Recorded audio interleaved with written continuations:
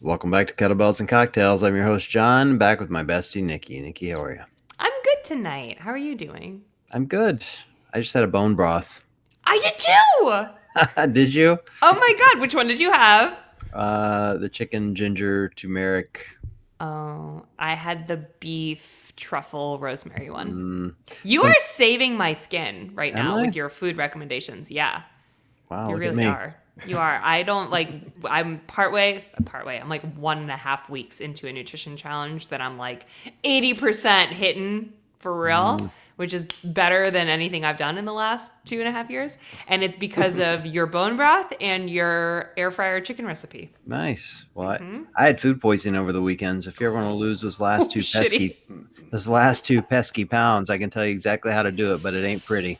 I'm not going to ask you what you ate because after you spend a weekend throwing up, that's the last thing you want to think about. So, Yeah. Yes. I wish I had been throwing up, Nikki. Let's leave it at that. Let's leave it at oh, that. yeah. I can fit into my skinny girl jeans now, though, so that's nice. Hey, all you have to do is poop hot dog water for a weekend and you're all All that good. matters. That's That's it. really man. We run a classy show. Hey, speaking of class, we have a new guest on tonight, head of marketing at CrossFit headquarters, Keith Knapp. Keith, how are you? I'm good. I'm really good. Thanks for having me. That initial you have in between your first name and your last name is throwing me off. I want to call you Keith the Knapp, Okay. like it Keith just the Nap. No, that's Keith E. E for Edward. just throwing me off somehow. Like he's the Knapp. I just want to call him the Knapp. It's great. Nice. Well, welcome to the show. Glad to have you. Yeah, I'm excited to be here. Like I said, I watched a couple of the episodes, so I'm like, feel like I'm ready to jump right in. Yay. So Nikki, Keith and I became acquainted because he randomly sends me this meme material, which turned out to be a really good meme, by the way. Oh? Really good one. It was a video of himself. Keith is very fit, and it was a video of him doing pull-ups in his garage gym, butterfly Okay. pull-ups actually, and the entire rig comes down. Down and he crashes on the floor. He's like, "Oh, yeah, No. you can use this." And I always hesitate a little when it's a fail video. Like there's a balance between how funny is it and how violent is it. Right. And he was like, "Hey, I'm good." It gave me an excuse to buy a new pull-up bar. It's it's all Okay. good. So I'm considering it, and I go look at his profile. And it says head of marketing CrossFit. I'm like, "Oh, I'm using this bitch. I have to now." There's no option. Yeah, For sure. Yeah. Oh my God, absolutely no so option. funny. Well, what happened, Keith? What happened in the I mean, famous video? I've been doing the garage gym thing forever and have made a lot of my own equipment. And this was another example of homemade equipment that just kind of outlived its life. Oh my It was God. it was basically just steel pipe that had been threaded into kind of 90-degree angles, and then some basically flanges that were screwed into the joists, and the thread ripped out of the steel pipe. And I mean, it's been hanging on the garage. It had been hanging on the garage ceiling for like 4 or 5 years. And, I'm roughly 200 pounds, and there's a lot of butterfly pull-ups and toes to bar and bar muscle ups that have been done on that. And this was it was time for the threads to go, and they went right in the middle of the set of butterfly pull-ups. Do we need a don't try this at home on this episode? Like, please do not Maybe. build your own rigs in your own garages. Don't do it. We have great equipment companies that can help you with that. We do. And it, like John said, it was a perfect example of like what not to do. And I showed it to my wife, and she said, just go buy a new one, like a real one. And it's like, okay, done. So now we've got a great a rogue pull-up bar that hangs from the same exact spot that the pipes were hanging from. Nice. That's good. Nice. Yeah. And I every love time that you you were post a doing video now, I'm like, is this one going to fall too? It's like Oh, God. suspense, and it doesn't. And I'm always disappointed somehow. Like, damn it, he didn't fall this time. It's no fun. Well, Keith, I would love to learn a little bit more about what your role as head of marketing means for CrossFit, because I feel like, man, marketing is such a catch-all tool. I mean, catch-all word rather, and Yeah. you need every tool basically in the toolbox in order to For make sure. it effective. So, like, what What do you do within that space? Yeah, I mean, a big part of what my role is I act as an interface between our lines of business and our content and publishing teams. So like we've obviously been known for 20 years as an organization that can put out really incredible content, and that's never going to change, right? Like the power in the story that gets told about what happens inside of an affiliate is like the meat and potatoes of what our marketing will always be. What we've got to do a better job of, and I think what we're learning to do a better job of, is understanding what are the business objectives that we're trying to achieve on the EDU side from a training perspective, on the gym side with affiliates, and then on the sports side with driving open, driving games, ticket sales, things like that.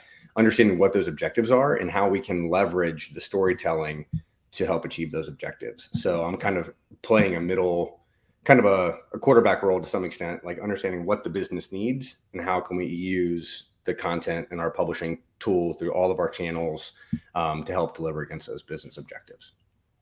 That's no pressure. Like that's a Yeah, no pressure at all. huge role. Oh my goodness. You're pressure at all. basically like, how are we the mouthpiece of the entire company to make every single objective happen when I'm sure every department has its own thoughts and its own I'm like, my mind is gonna explode.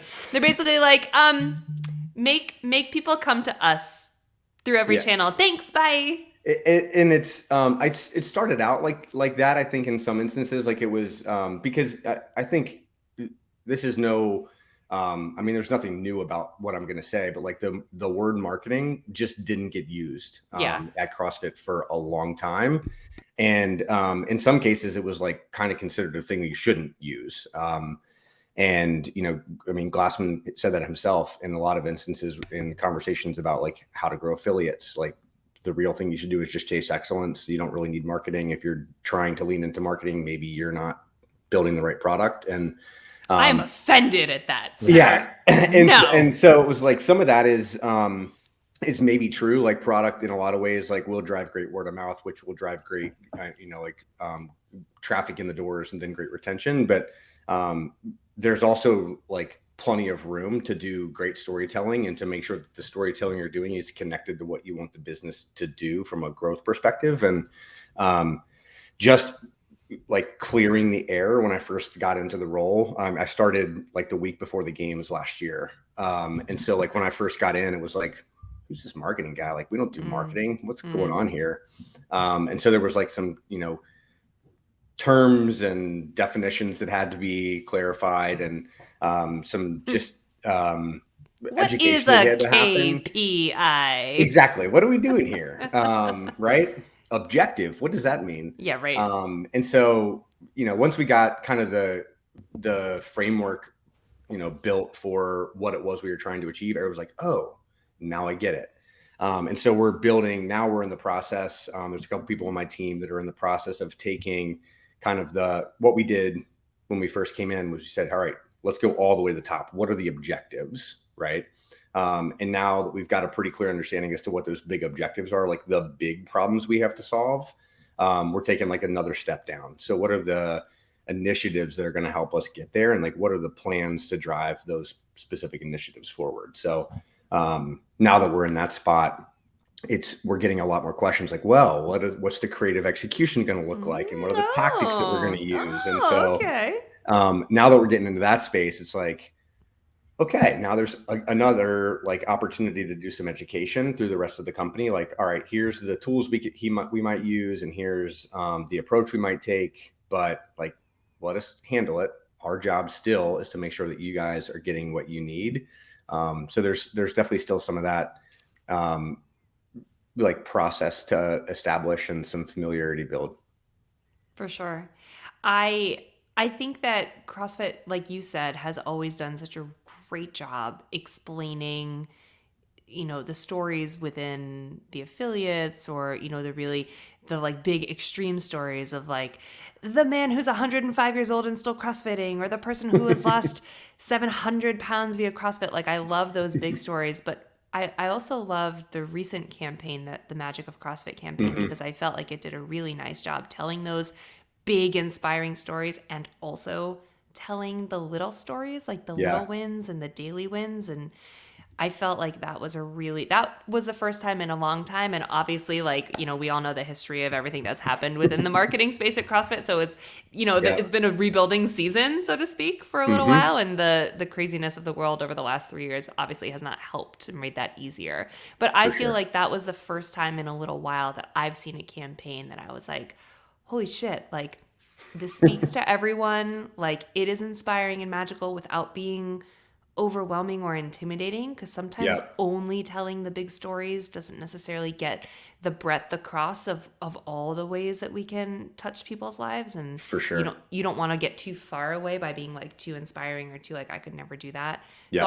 I just felt like, I don't know, kudos to you and your team, because to me that was a really beautiful way to explain all the things we know and love about the sport, because we're in it every day, Yeah. in a language that people maybe even outside of the gym For could sure. understand it, you know? Yeah, for sure. And like I take exactly zero credit for any of that campaign. Like that was 100% our content and media team. Like they had been sitting on this idea for a while. I mean, they came and shared some of that with a couple of us and said, "Hey, like we've been thinking about this for a while. We think it's really powerful stuff. Like, what do you think?" And I'm like, "Yes, Yes. Yeah. go." What like I don't even one. I don't know why you're asking for permission. Two, like let's get this done. And I think it, like what you said about it being relatable and also being like the first time in a while that there was like maybe content coming out of CrossFit that felt voluminous enough that actually told like a connected story. It Mm-hmm. wasn't just like a one-off piece, and it wasn't just like wasn't only focused on one particular thing. It was it was a true holistic storytelling campaign. And we're building on kind of some of the muscle that got developed in executing that campaign. Right now we're in the middle of building out a whole coaches campaign. So we're telling the story of, and we've actually already launched the first of this campaign last week. It was we'll do 6 over the course of this quarter, 6 videos that will highlight different coaches in the community that have like a little bit of a different kind of bent as to what they're really all about, what they're really excited about, why they got into coaching, what it means to them. And we actually highlighted Scott Panchik on the first one. And Yeah, I saw that come about through. That was great. hey, like I'm known as an athlete, but what I really am is a coach. And it's really cool now that we're seeing some of that storytelling come to life. This campaign, I think, is going to be even more exciting than the magic of CrossFit was, because it gets even deeper into the root of like what makes this place special. Like Magic of CrossFit is a little bit ethereal. Like it was like themes and really kind of it like big idea stuff, but like telling the story of a coach is like on the ground, what happens every day inside the affiliate. Like this is the relationship that we build. And this campaign's gonna be really cool. Yeah, that's cool, because it's really what sets us apart from any other training program, For right? sure. Is like the roots that the coaches put down, and the way that the gym sort of like grows through them and Yeah. from them. Yeah.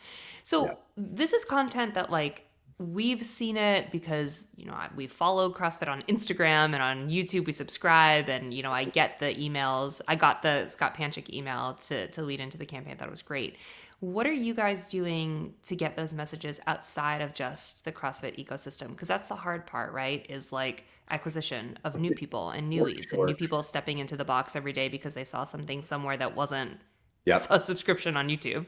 For sure. Yeah. I mean, so this is still like we're still in a learning phase, very much in a learning phase with regard to like what we're doing from a new user perspective. Mm-hmm. We have been running since August of last year some paid search. We've been running a little bit of very small ad campaign. We've tested a little bit of paid social. Really going after kind of what that next concentric circle is outside of like an existing CrossFit athlete. And that next concentric circle is like somebody who's already involved in fitness, probably already understands like a little bit of what the CrossFit world looks like. They might have already tried like other quote unquote functional fitness things. They might have already spent some time in a traditional gym and realized that probably wasn't for them. They may or may not have been active in other competitive environments. So that's like the next concentric circle out. They're still pretty kind of in our wheelhouse. Like we can say, for all intents and purposes, a pretty similar message that we've said forever, which is like, get into the gym, do the really hard thing, make the choice to show up every day, and like you'll get results. And that message, I don't think will ever change. It'll just be more, as we grow outside of that core, more people will be attracted to it. Or they'll know somebody else who's been moved by it and will be more able to kind of recognize the stories that we're telling through the eyes of somebody they already know. So that's what that next kind of break is. So like I said, we're doing some paid marketing activities there, but we're still really, like I said, in a test environment here. Like, what are the tools we can use? What are the like assets that work really well in those environments? Because they're different, right? Like a 15-second pre-roll video that's going to run in a display context is going to look a lot different than like a Scott Panchik video, right? It's like, oh, well, maybe we shouldn't just run a 1:30 long hype video that gets really nerdy on like methodology and like all the things that we know are really powerful about CrossFit, and gets a little like takes it a step up, like community and you're welcome here, and set a goal and figure out how to achieve it, right? Those are things that maybe are still relevant, but like relatable and approachable. It makes it feel like anybody can walk in the door. Cause that's what we really need to figure out how to make clear to people is like, you can show up and you'll be fine. Yeah, for sure. Because it feels like, and this is like, I'm putting on my super nerdy marketing hat. So like skip ahead to 30 seconds at a time if that's boring to you as you're listening. It feels like super low hanging fruit, right? To talk to like the boot camp people and the Orange Theory people and the whatever people. And I'm always so curious because I'm a marketer. I'm so curious as to what the top of funnel messaging can be to get more people into our ecosystem. Yep. You have to, I have to imagine that the average LTV, the lifetime value of getting someone into our system and into an affiliate and what that is worth, it far outweighs even the shittiest and most trying of metrics in a post iOS world, as you're trying to figure out, like, it's expensive to market to people effectively is what I'm saying. Like, it's really expensive. You got to put a lot of dollars in, and not just like on the HQ side of like the people that it takes to shoot the thing and edit the thing and your job, Keith. Like outside of that, like it takes actual dollars in media to win the really awkward and terrible auctions on social media that allow your ads to get delivered to the right people. And so at the end of the day, it is hard to weigh those values against like spending money to make money, so to speak. But I have to imagine that once someone is in our ecosystem, the lifetime value of that person continuing to be signed up in an affiliate and do the open year over year and whatever sort of is like an even trickier metric to understand in order to outweigh the cost. And I am fascinated by that. I am fascinated by what is the messaging to get brand new people, not worker outers, not adjacent to CrossFitters. Like, what is the messaging that we can make? And that is truly what I think is going to get like boots into the grounds boots on the ground. That's what I'm trying to say. Into the doors of new affiliates, which is what affiliate owners keep asking for, right? In terms of marketing help. They're like, how do we get new people? Not how do I get the person out of the gym next door and into my gym? Nobody wants that. How do I get brand new people to set foot in my gym? And say, I want to start this program. That's so hard. And I'm so here for it. Yeah. It's really hard. And I mean, the other thing that that's really interesting about all the stuff that you just said, which is probably our biggest challenge today, is understanding like what conversion actually means. Because like in the context of, I came from prior to here, I spent a decade in consumer packaged goods at Procter & Gamble. Spent some time in like direct to consumer startups. So like understanding what conversion means when you own a store and you own the checkout is really simple. It's like this person came to the site, they bought, they checked out, they got it shipped to their house. When your conversion or your funnel from a CrossFit perspective, is from a brand perspective, is like comes to CrossFit.com, goes to learn what CrossFit is, maybe goes to find an affiliate on our map, and then disappears. Right. Because what we're really trying to do is get people into the doors of local affiliates. Like that's our job, is to get more people to walk into the doors of local affiliates. But once they leave our ecosystem, we don't have a really good understanding as to whether a conversion actually happened. So there's some improvements that we need to make from a technical perspective, and just some improvements we need to build in terms of relationships with affiliates to understand, like, hey, is this traffic that we think we're sending to your site actually landing, and what's happening with it there? And then there's also some coaching that we can help provide, some mentorship that we can help provide to the affiliates, which is what some of the other stuff that we're working on to help them, like, build better SEO capabilities and build better lead capture engines and build better tools to onboard new members. Like those are things that that we can help with too, and that we should be helping with, because the likelihood that somebody comes to our website, gets to our map, eventually lands on Chagrin Falls CrossFit, submits a lead form, walks into the gym, does an onboard program, and becomes a member. Like there's a lot of steps that have to take place from comes to CrossFit.com because of an ad and ends up becoming a member at the CrossFit gym. And a lot of time. Let's be fair, Keith. They're coming to Chagrin Falls CrossFit for me. I mean, For the come meme lord. Every time. That's every 100% of the time, 60% of the time. It works every works. time. No, but true. And in addition to like a lot of steps, a lot of time, and like attribution windows are inaccurate at best. For sure, at best. So like, in how our do you? situation, not Yeah, even close. there's a ton of mechanisms you could put in place, right? But like they might not all work. Yeah, It's almost impossible to measure. yeah. That's tough. That is tough. Why would it be impossible to measure? I mean, I don't want to be the dunce in the room, but I'm sitting there going, why don't we have an app? Like, why is there not a CrossFit.com app that people can download, and they walk in my affiliate with a QR code and they go, hey, I get a free drop-in. Mm-hmm. And I scan their ass in and I onboard them. I'm introduce myself as the meme lord and they're hooked. That's it. Yeah, that's an awesome idea. I think that's having what you need like 10 ideas that are like that, because not everyone is going to do one thing. So Correct. that's one awesome, really simple way at it. You guys should hire John. That's what you should do. I just that note's already been taken. Okay, perfect.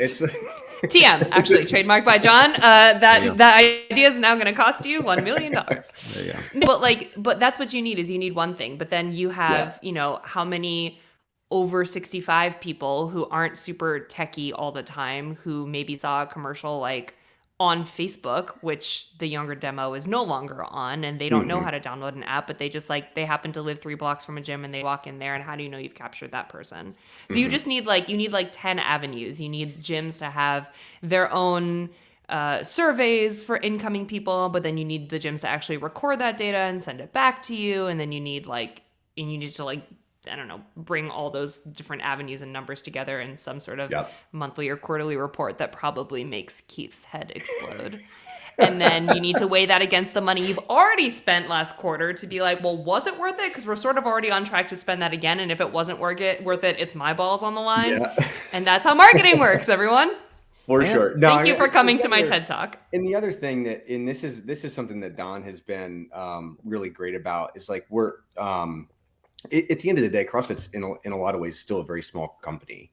And we have to learn to operate like that. Like we have to be nimble enough and smart enough to test things in a way that enables us to hey, if this is working, let's scale it. And if it's not working, we need to move on to the next thing. So understanding what are the fail requirements for a test? We can't just run a thing and oh, it kind of worked, let's just do it again.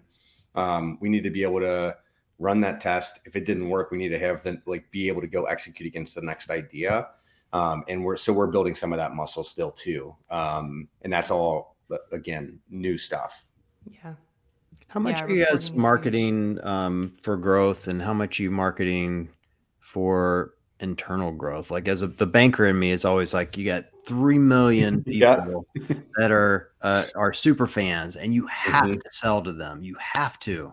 Yeah. They want your product. So you got to That's a do great the question. open, you got to do quarters, you should probably start doing some other little comps here and there to generate revenue. Like how much of your kind of world is going, all right, we got to go gen up some money for this company through our existing people. And then we also need to spend some time finding new people. Yeah. That's a great question. Yeah, it's a super solid question. It's one that we've we play around with a lot from a content perspective, from a publishing perspective, from a storytelling perspective. Like, well, how much focus are we giving to our existing audience, because they're really important and we love them, and like that's our community and those are our people. And then like, what stories are we telling to encourage other people to come into that fold? And like, we also have businesses that have to continue to run, and they run through like engagement with those existing. So we have, 14,000 affiliates across the world. Like that's a business that has to keep running. Like, what services do we offer to them? What programs do we offer to them? And do we make clear that we offer to them? And then we also have a massive education business. We have 125,000 trainers across the world that have one of our certificates or credentials. And so we've got to figure out how to make courses that are relevant for them, how to make training education opportunities available to them. Those are all things that have to happen in the day to day. What's interesting about like the mix is, I would say that 70% of our, and I don't want to like, don't put me on the market here, but like 70 to 80% of our time and energy is spent making sure that those things don't break. Like, our tried and true products and services have to get delivered. And then 30% is like testing new products and services, new opportunities and new ideas. And then on the other end of the spectrum, from a storytelling perspective, we're trying to flip that a little bit. So let's spend 70% of our time and energy creating stories that will appeal to a new audience. And then 30 to 20 to 30% of our time spending storytelling to our existing audience. So making sure that products or services are available for our existing audience, but then telling stories to go bring new people in. I always wonder with this existing audience, Keith. I was thinking about this during the open. I got a pretty big gym. We have 160, 170 members probably. And I hope my co-owners don't get mad when I say this out loud, but there's a real sense of apathy around the open, around a lot of those members. And it was interesting to me because I remember my experience as a new CrossFitter, 2012, 2013, coming in and doing 7 minutes of burpees, 2012. Yep. Everybody's favorite, right? Yeah. That was my first open experience. Mine too. And I loved it because it was hella accessible. It was a blast, right? Like there was just something about it. It was different. And then as it grew over the years, we started evolving into Friday night lights and potlucks and like kind of all the stuff that comes with it. And I remember big viewing parties in the gym for open announcements and we had Scott would come do these things at our gym some. So we had some games athletes around competing. So, maybe that was part of it. But, this is my first year at the affiliate and I'm like, it's going to be the same thing. And it's like crickets, and like, those are the people we got to figure out how to connect. And I'm trying to, in my mind, go, how much of that's my responsibility, which by the way, as a responsible person, it's probably 99% of it. And how much of it also is, you guys building this culture of, fun and excitement and community that they'll see. And I'm not sure how many of these new newer CrossFitters, even existing ones, even think about CrossFit.com or the Instagram page or the Facebook page or wherever you're putting out your content. Yeah, it's really, it's a really interesting like conundrum in some ways, because what has happened, and I see this super often in the affiliates that I drop into often, and the affiliate that I go to now. And we actually learned some of this in some research that we did. It was actually research that was commissioned prior to me coming on, but I got the benefit of seeing the result of all the research. There's a massive number of people who do not to them, there is no difference between CrossFit, their gym, and CrossFit HQ. Like, they don't know that CrossFit HQ is even a thing. So their experience, their total view of CrossFit is whatever happens in their gym.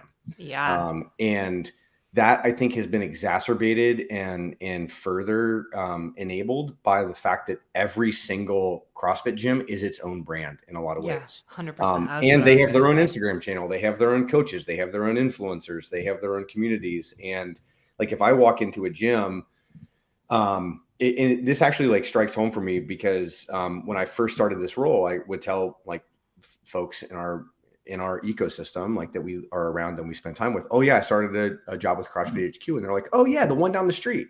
And I'm like, Totally. no, not the one down the street. Like, definitely not that one. But that's what the average person thinks is like CrossFit. Their understanding of CrossFit is like the gym that they drive by every morning, or the gym that they belong to, versus like, oh, I didn't even think that there was like HQ isn't even the thing that I knew existed. Yeah. And some of that I think is probably the result of some of the like storytelling like chasm we created a couple of years ago when everything just kind of went away. And then, some of that team that ended up leaving created their own channels and their own brands and their own like storytelling engines that people now turn to that aren't necessarily called CrossFit anymore, but they talk about the things that we would have talked about. So yeah, I mean, I think there's still a huge opportunity for us to get better at telling the CrossFit brand story from our platform, and then figuring out how to effectively communicate through the brands that we've now created, the 14,000 brands across the world that are individual gyms, that we are still a thing that exists and is relevant. Yeah. Wait, can I tell a really fast story? Sure. So For sure. my brother, who is now within the CrossFit ecosystem, but wasn't for a very, very long time, no matter where I am in the world or what I'm doing, if I'm at a semifinal or like a local comp, or if I'm just like on Instagram or sometimes a clip from the podcast, no matter where I am, my brother always shares my content and is like, look, my sister's at the CrossFit Games. No matter what, like I've been doing this for a decade, right? Like I have been on the air at various things, and I tell him, I'm like, this is a qualifier, or like, Sam, this is just my gym. Like I'm just on my gym's Instagram, and he'll be like, check out my baby sister at the CrossFit Games, like no matter what. So I do think that there's definitely like a realm of misunderstanding, even from people who are close to what we're doing. For sure.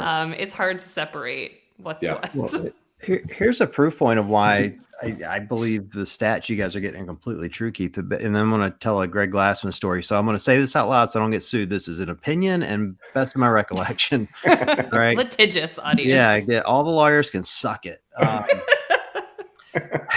So back in the early, again, it would have been that 2012 to 2014 era. I guess it would have been around the time Greg was getting divorced from his now ex-wife.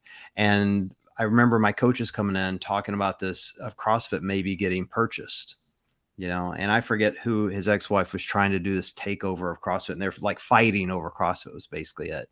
And as a member, I didn't give a shit. Right. Like who's Greg? Greg who? What's his wife's name? Like, I didn't care.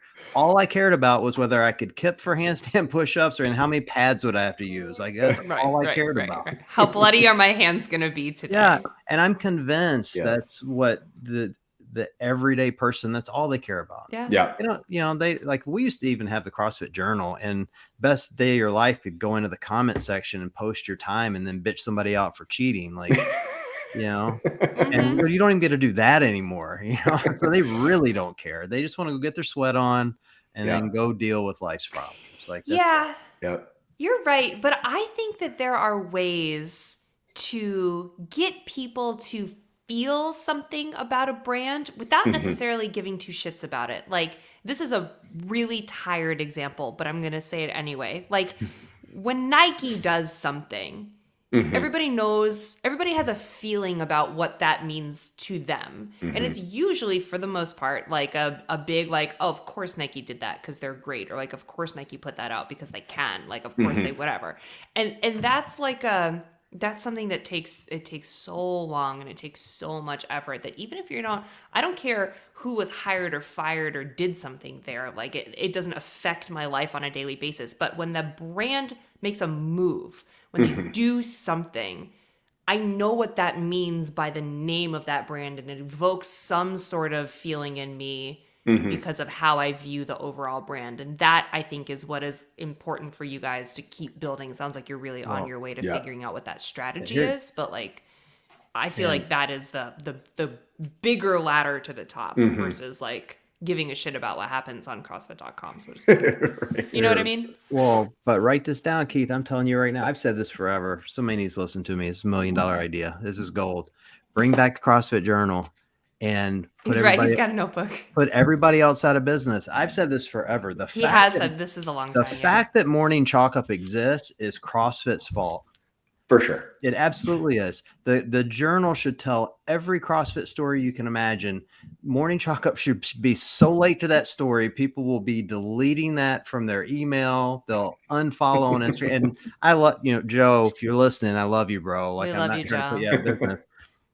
I'm just saying, like, why is that news being broken by other people? Like, I got the press release today from CrossFit about, looking for other locations for semis. And I'm like, that's great. Like, I'm on the email chain, but nobody else should have that. Yeah. It should be coming out on CrossFit Journal, and we should all be subscribed to it because we know that's where it's coming from. Yeah. There is some power in owning your own narrative. There's also some strategy in having whatever reputable news outlets, quote unquote, like across the board, whether that be a publication or an influencer or whatever. Like there are release strategies for different types of information. So I respect that too. But there definitely is a power in owning that narrative. Yeah. In a sense. Yeah. And that's probably, I don't think I'm breaking anything secret here. Like the conversation about bringing the journal back is constant. Cool. And like trying to figure out like what the right way to tell our story ourselves, like what the right way to do that is definitely a conversation that continues to happen. In the meantime, like continuing to build relationships with other folks in the industry and the ecosystem that have started to tell stories that, like, the other thing about those platforms and those brands is like, if we build great relationships with them, they're net positive. Like none of this is zero sum. Like we have an opportunity to like all lift the ecosystem together. And if we can create the right, the right relationship and the right opportunity to give certain types of information to them, for us to reserve certain types of information for us, it creates an opportunity for more people and more places to get exposed to the story that we want to get them exposed to, which is if you walk into a CrossFit gym, you can change your life. Right. And so like, I don't want to limit the places that shows up. But I agree with you, John, that like, there's certainly an opportunity for us to tell more of that story ourselves.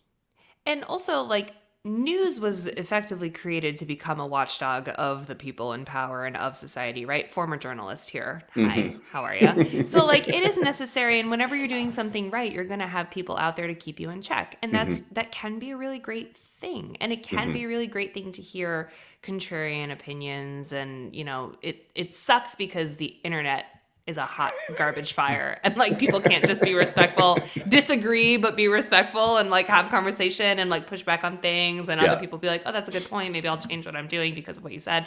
Like that doesn't exist because everyone sucks. But the basis for why it exists is great and true, and probably is a good thing for that to continue to exist. I don't think it matters if they suck. Oh, I like do. I'm totally fine with whatever unnamed person out there saying horrible things. Again, my opinion, not naming names, whoever that may be, let them keep doing it. I'm saying CrossFit's making it too easy on them. Yeah. Like when the NFL does something behind closed doors, guess where it stays? Behind closed doors until they're ready to give it to you, because they know people still want to report on the NFL. Yeah. People won't quit wanting to report on the CrossFit games. Just don't toss them softball pitches. Yeah. We're just making it too easy on them. That's the point. Like, control your own narrative and then let them make up whatever stories they want to make up. Yeah. That's for all. Sure. Love it. Well, I wish people were nicer. I'm throwing that out there. Just saying. Just saying. I think if you make it harder on people, though, they probably will be nicer because they're having to work a hell of a lot harder to get the news they want to give out.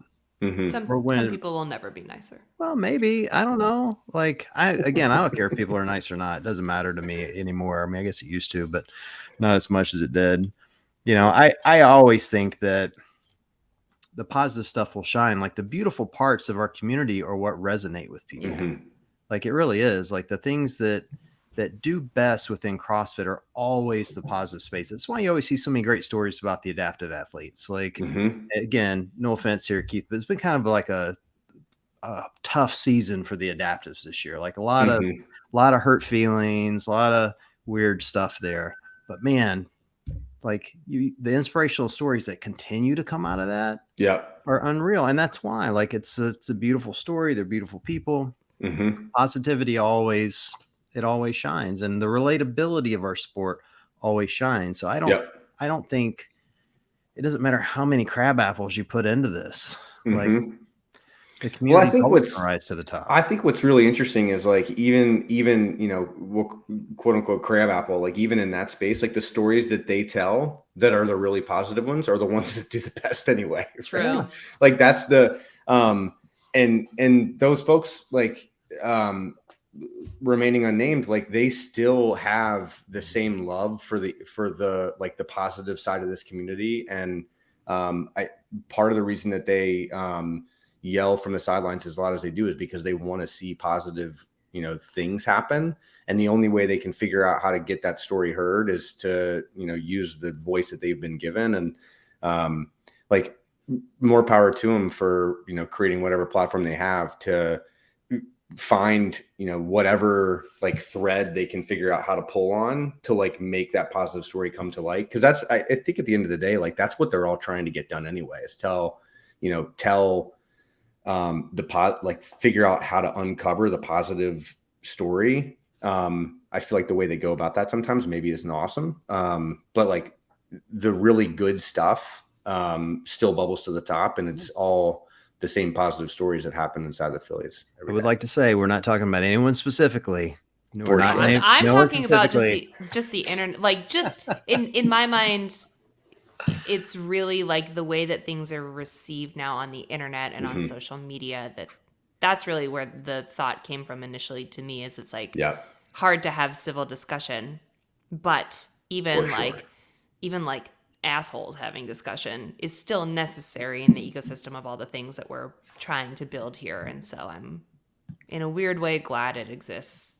It's just a bummer that it's sometimes so shitty. This is an interesting community, though, that people are really, really passionate about it on all fronts. Like I do think Yeah. even the people that are, there's obviously a lot of chatter around, anytime you guys post a workout and one number is wrong, oh my God, you think the world's coming to an end, but Yeah.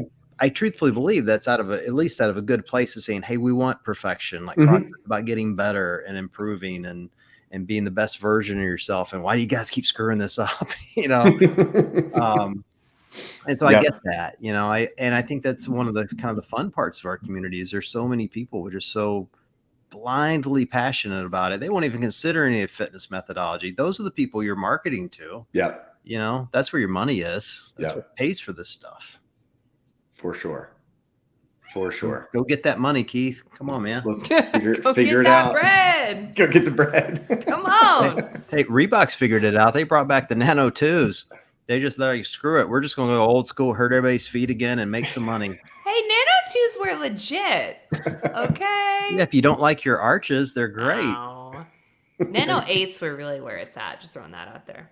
8s were the best ones. They'll probably bring those back too and charge $160 for those because it's $120 for the Nanos. Were Nano 2s the ones you baked? Were those the first ones?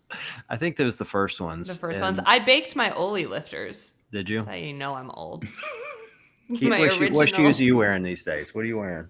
I go through a bunch of different shoes for a bunch of different reasons, but the main is just the standard Noble trainer, and then I have the Noble runners as well.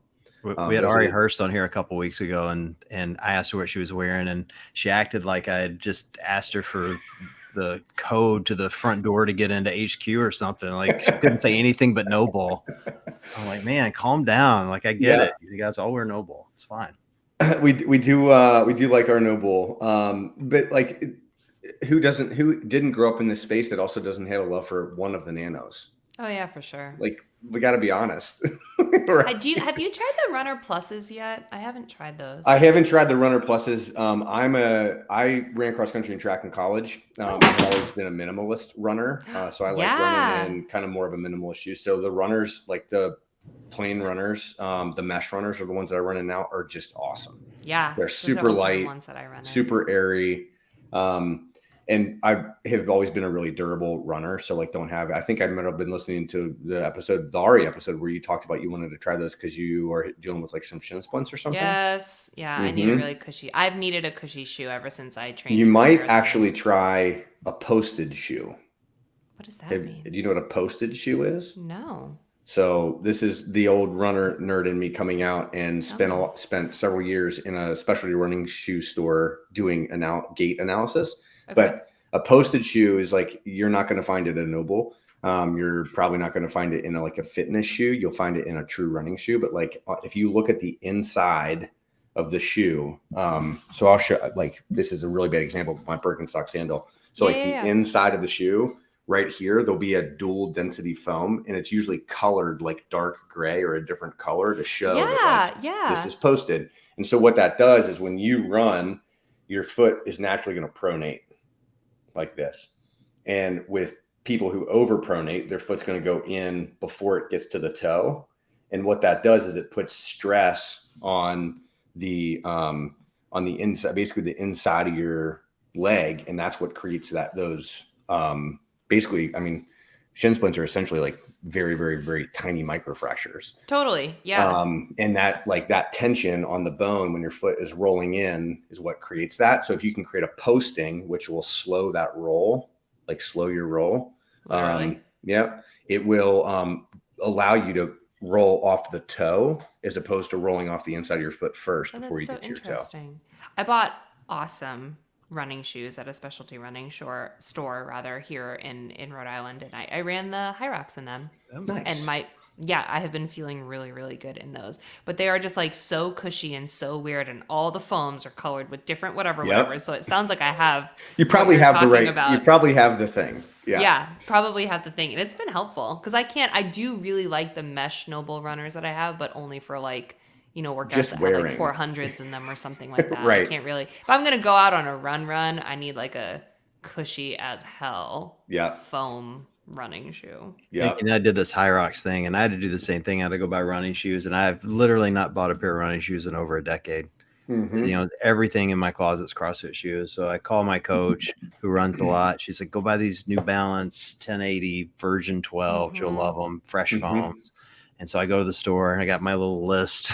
I tell the guy, all right, I need 1080 version 12 fresh foams, and I put them on. I'm like, what is this sorcery on my feet?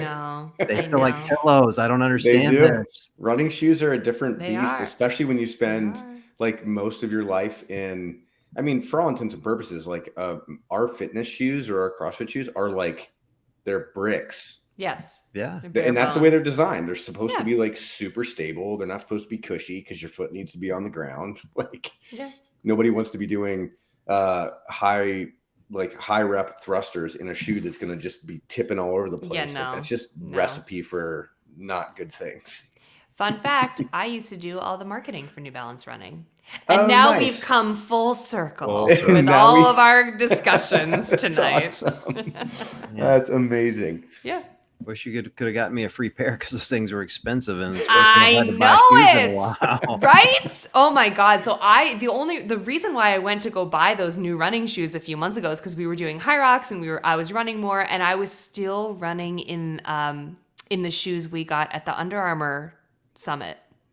And like, you're supposed to change out your running shoes like, every 200 miles or so, if not more. And every time I go get my gait assessed, I feel like I've said this on the show before, the guy's like shocked at how hard I heel strike. Mm-hmm. And it's not good. Like he's like, the last time I was there, he's like, wow, you're like hitting your shoes with like 7 or 8 times your own body weight. And Yep. all I can hear is Matt in the back of my mind, my husband being like, why are you stomping all around the house again? And I'm like, what are you talking about? I'm just running, or I'm just walking rather. Like, this is just how I walk. And he calls me Louderer. Do you guys remember Louderer, the Pokemon? No, No, I'm made you're of the bigger rocks. nerd than me. Okay. Made of rocks, very loud. That's what he calls me. He refers to me as Louderer because of how I heel strike around the house. He Nice. got me cushioned, like LL Bean cushioned slippers because Like I'm so slippers. loud around the house. Yeah, Here are your tiptoe machines. literally. Don't wake the baby up with your stomping. I love it. Baby. So I love it. terrible, terrible form. Keith, what's your role in? Do you have any role in semis? You guys do any work for that? Yeah, I mean, so the sport is one of our lines of business. So we're definitely doing some work to support, like, got a bunch of email campaigns that are happening right now to support ticket sales. We have a bunch of, we do basically all the work with, to support kind of the execution of all of our partner deliverables. Like Ari was talking about that on her show. Yep. So yeah, I mean, like we definitely do a lot of work. I'll be in Orlando. I think I heard that you're going to be there too, so I'll see you there. And so that's the one that I will be at. And we actually just hired another a marketing manager that's on my team that will be actually be at the Pasadena event too. I will see them. Yeah, that's her name is Megan. So she's new and she's just kind of getting her feet wet and all this stuff. And it's amazing. Like I got hired last year, like I said, like literally the week before the games. So I came in, did my onboarding, and then everybody left for the games. And I didn't go to the games because I had been planning at all. Like I didn't even know I was going to join the team. And then everybody came back and I'm like ready to go. But nobody told me that like work stops. You take a break. You like, get 5 minutes off. Everybody's gone. So I'm like, yeah. Well, I guess, I mean, I'm here. Hi. Like empty, like the equivalent of like an empty conference room, but like an empty Zoom call always. But she's like on the complete opposite end of that spectrum. She's like jumping in right before like the chaos, the full like bit of chaos starts. And so she's like, I got a call from her earlier today. She was like, what's happening? Tell me everything. It is happening. All of it. That's fun. That's a fun time. It's awesome. And it's, I mean, honestly, for both of us, it's our first time to do this dance of like getting everything ready for all the events and planning for kind of all the stuff that has to get done in order to execute live streams and shows and podcast episodes and all the stuff that goes down. And you guys are well aware of all that, like kind of all the how that stuff works. And we're both just kind of like, oh man, here we go. Yeah. And it's awesome. The community events I saw were just added to the lineup for semis. Like, what a fun! I know it's not.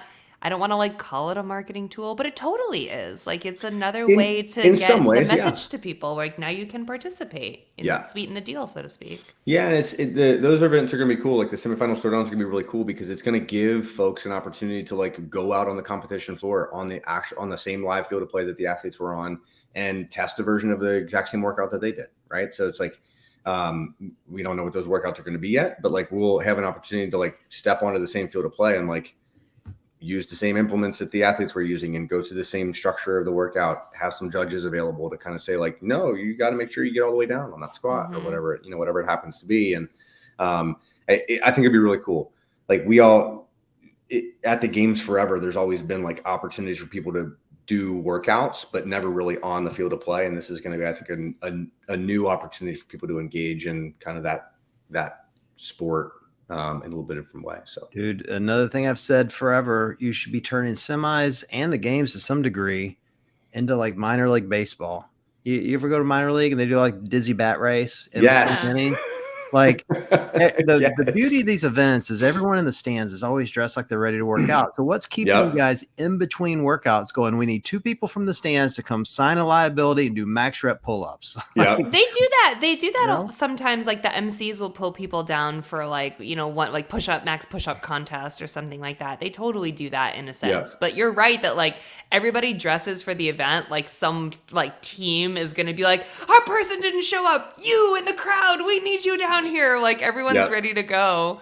Yeah, exactly. Well, we were having a really cool conversation yesterday with one of our partners about, and they were asking, they're like, well, so because we were talking about the semifinal throwdowns, they're like, well, why'd you guys like, what are you guys doing that for? Like, what's the purpose? And I mean, the short version of the answer that we gave is like, everybody wants to work out.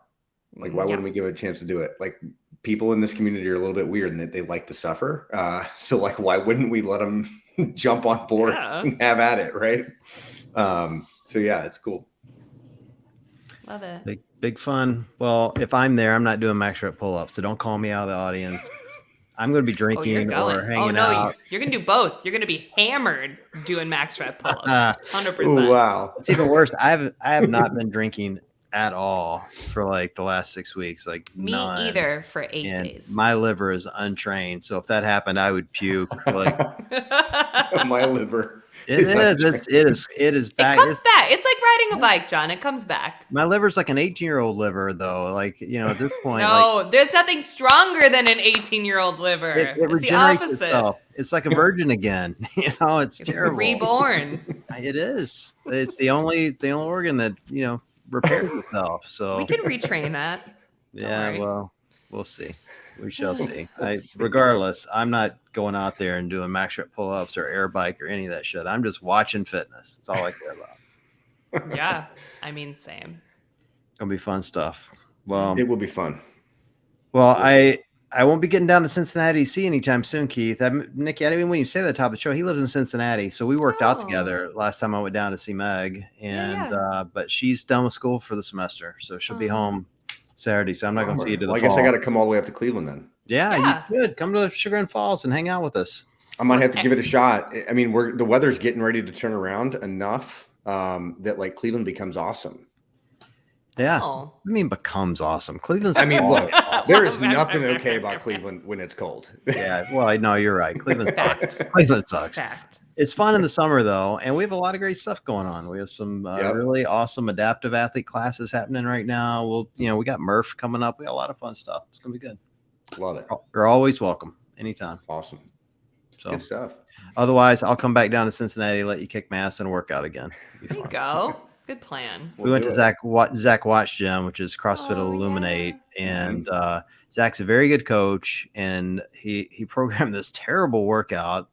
It was, if I remember right, it was like 7 rounds of how many? It was like 12 toes to bar, 30 double unders, and then you and your partner would both do that, and then you would do max rep power cleans or squat cleans. They weren't even power cleans or squat cleans until you gathered 100 of them. Yep. And each round was like 4 minutes or something like that. It was 4 minutes, and I think the cap was 7 rounds. But if you finished the 100 before that, you got to watch everybody else suffer. Yeah, and you took full advantage of all 7 rounds. We'll leave it at that. I was gonna say 7 rounds, and that's not a lot to get. Well, I will say, if I had no problem with the toes to bar. I knocked all of those out, no problem. The double unders, no problem. That's a lot of squat cleans, man. It is a lot of squat cleans. And Zach's like every other games athlete. Like, he's just looking at me like, who is this idiot? Like, no wonder he does memes. Sir, what are you doing here, sir? Yeah. No, but they've got a great thing. Mike, who you met there at that too, Mike Halpin, who does a bunch of like, love Mike. Yeah. He's here in Cincinnati too. Yep. So we've dropped into a couple gyms together, but Mike has been going to Illuminate now. Like, he goes every single Saturday to their 9:00 community class. Fun, because he's a garage gymmer, right? He is.